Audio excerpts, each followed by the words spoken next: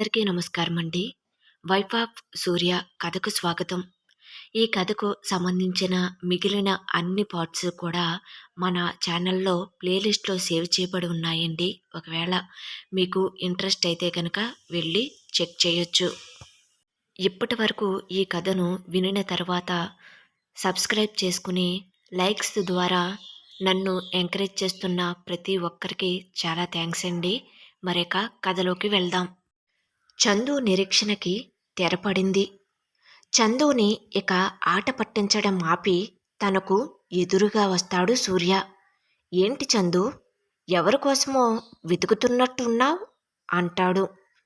ఏం లేదు అంటుంది. అవునా, మన ఫ్రెండ్స్ అక్కడ ఉన్నారు అంటాడు సూర్య. ఆ ఒక్క నిమిషం అని తనతో తీసుకొచ్చుకున్న హ్యాండ్ బ్యాగ్ నుండి ఒక లెటర్ను తీసి సూర్యకి ఇస్తూ ఉండగా దూరంగా ఉన్న తన తండ్రి గమనిస్తాడేమో అనే భయంతో చందు చెయ్యిని పట్టుకుని చాటుగా ప్రక్కకు లాగుతాడు సూర్య.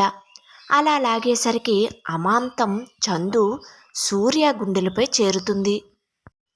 తన తలను పైకి ఎత్తి సూర్య కళ్ళల్లోకి చూస్తుంది. ఇంకా కొంచెం దగ్గరగా తనను తీసుకునే ప్రయత్నం చేయబోయి ఆగిపోతాడు సూర్య. దాని నుండి తేరుకుని చందు లెటర్తో పాటుగా ఒక పెన్నును కూడా బ్యాగ్ నుండి తీసి సూర్యకి ఇస్తూ హ్యాపీ బర్త్డే సూర్య అంటుంది. సూర్య ఆనందానికి అవధులు లేవు. నా బర్త్డేకి వచ్చిన గిఫ్ట్లలో ఇదే బెస్ట్ గిఫ్ట్. అవునా, సరే సరే అని ఇంతకు ముందు సూర్య వేగంగా చెయ్యి లాగటం వలన కొంచెం డిస్టర్బ్ అయిన తన జుట్టును డ్రెస్సును సరిచేసుకుంటుంది చందు. లెటర్ ఓపెన్ చేసి చూస్తాడు సూర్య. డియర్ సూర్య, నువ్వు నీ జీవితంలో కోరుకునే ప్రతిదీ చాలా సులభంగా నీకు దక్కాలని, ఎప్పుడూ నువ్వు సంతోషంగా ఉండాలని దేవుణ్ణి కోరుకుంటూ పుట్టినరోజు శుభాకాంక్షలు సూర్య అని రాసి ఉంటుంది. అది చదివి తనలో తాను మురిసిపోతూ చందు కళ్ళల్లోకి చూస్తూ ఐ లవ్ యూ చందు. నువ్వు నా జీవితంలో ఉంటే నా అంత అదృష్టవంతుడు ఎవరూ ఉండరు. నిన్ను చూసిన మొదటిసారే నాకు నీ మీద అభిమానం కలిగింది. అది చాలా తొందరలోనే స్నేహంగా మారింది. అది ప్రేమ అనే విషయాన్ని నేను ఒప్పుకోవటానికి ఇంత సమయం పట్టింది. నేను నీతో స్నేహితుడిగా మాత్రమే కాకుండా నీ ప్రేమికుడిగా కూడా ఉండాలని కోరుకుంటున్నాను. నీతో జీవితం గడపాలని నా మనసు ఆశిస్తుంది. నీ ప్రేమ నాకు కావాలి చందు అంటాడు సూర్య. ఈ మాటలు వింటున్న చందు షాక్ అయ్యి, ఏంటి సూర్య నువ్వు మాట్లాడేది? నువ్వు ఏం మాట్లాడుతున్నావో అర్థమవుతుందా అంటూ మౌనంగా గాయత్రి వాళ్ళ దగ్గరకు వెళ్తుంది. ఏంటే, ఎక్కడికి వెళ్ళావు?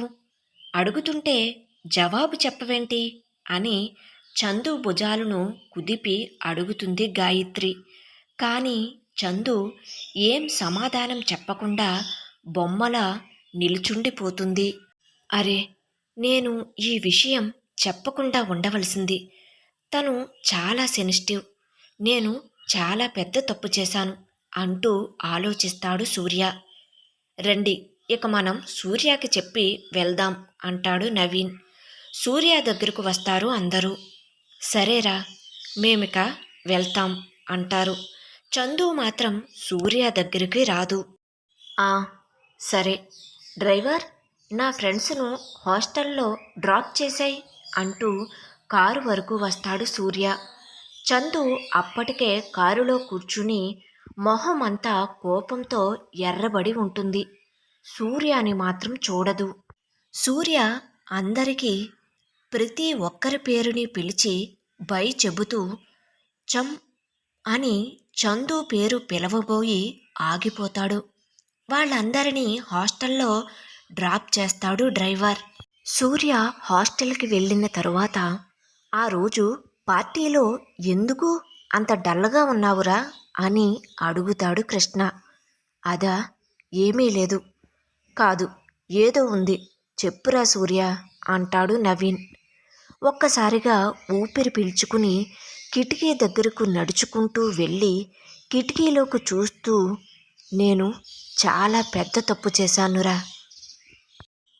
నేనలా చెయ్యకుండా ఉండవలసింది అంటాడు సూర్య. నవీన్ కృష్ణలు, ఏంటి అంత పెద్ద తప్పు నువ్వు ఏం చేశావురా అంటూ సూర్య నిలుచున్న చోటుకి వెళ్తారు.